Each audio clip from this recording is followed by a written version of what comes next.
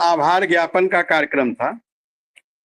और मैं तो कल आपके डिबेट में दोपहर में ही बताया, फिर रात को भी बताया कि मैंने उनसे कल किसी बात पे चर्चा नहीं की, कोई डिमांड नहीं किया, अपनी किसी बात को नहीं रखा। केवल मैं उनका आभार ज्ञापित कर रहा था कि 25,000 अनुदेशक परिवार आपका बहुत बहुत आभारी है, आपका बहुत बहुत आपको धन्यवाद कर रहा है कि आपने 5 सितंबर शिक्षक दिवस के अवसर पर हम सबको कैशलेस की व्यवस्था दी और हम सबके मानदेय बढ़ोतरी की बात किया।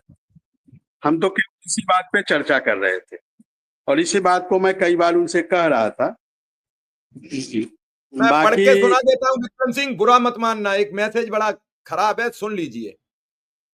अगर कल मुख्यमंत्री जी से एक अनुदेशक संघ का नेता मिला था, वो शिक्षा मित्रों से बड़ा अनुदेशक को माननीय मुख्यमंत्री जी से बता रहा था, शिक्षा मित्रों से अधिक मानदेय मांग रहा था।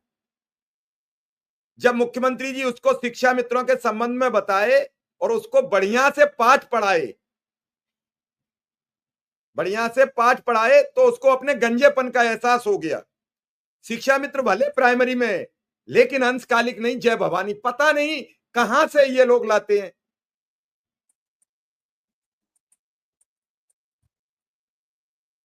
और ये मैसेज तुम रखिए, मैं भेजूंगा तुम्हें पूरा नंबर समेत स्क्रीनशॉट लेके, अभी मैंने ले लिया है। और फिर उन्होंने हमें लिखा हमें मैसेज कि अगर विक्रम सिंह का चेहरा पढ़ना चाहते हैं तो आज की डिबेट में खुले मंच पर पूछिएगा। आपने शिक्षा मित्र से मानदेय मुख्यमंत्री से ज्यादा मांगने के लिए कल मुलाकात की। मुझे शर्म आती है। क्या वास्तव में इनकी बुद्धि भगवान ने हर ली है? और फिर मैं देखता हूं कि आप में कितनी हिम्मत है विक्रम सिंह से इस संबंध में जानकारी प्राप्त करने की।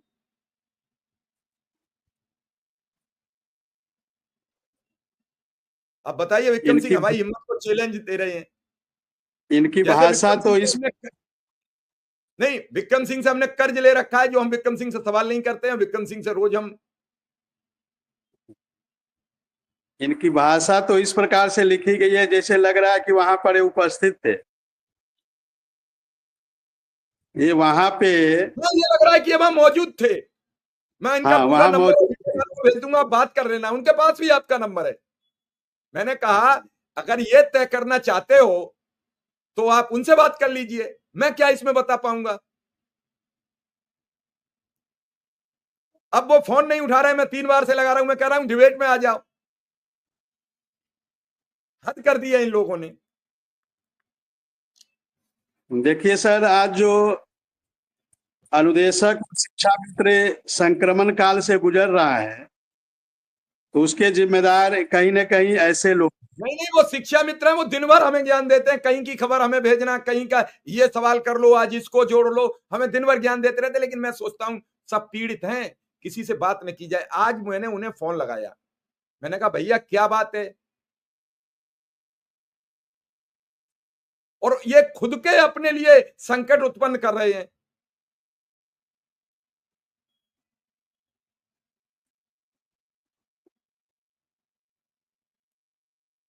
आपको याद होगा, आपको याद होगा सर, जब उस दिन हम लोग ऑफिस में, आपके ऑफिस में बैठे थे और इस 22 और 25 की चर्चा हुई थी, तो मैंने वहां पे मैंने समझाया कि विक्रम सिंह का पहला शब्द यह था कि वो 20 वर्ष से नौकरी कर रहे हैं। हम कुछ नहीं इस मामले में कहेंगे, उनका कार्यकाल अच्छा है। और वो व्यक्ति हमें समझा रहा था। अब मैं क्या कहूं, मैं ये सब लाइव नहीं कहना चाहता था कि मेरे यहाँ मेरे साथ बैठकर आपकी क्या डिस्कस हुई। भाई उन्हें आज 20 वर्ष हो गए काम करते, उनका सब कुछ दाव पर लगा है शिक्षा मित्रों का। 25 वर्ष हो गए, किसी की 1-2 महीने बचे हैं। तो भैया जब किसी का लंबा कार्यकाल है तो उसका वेतन ज्यादा नहीं होगा।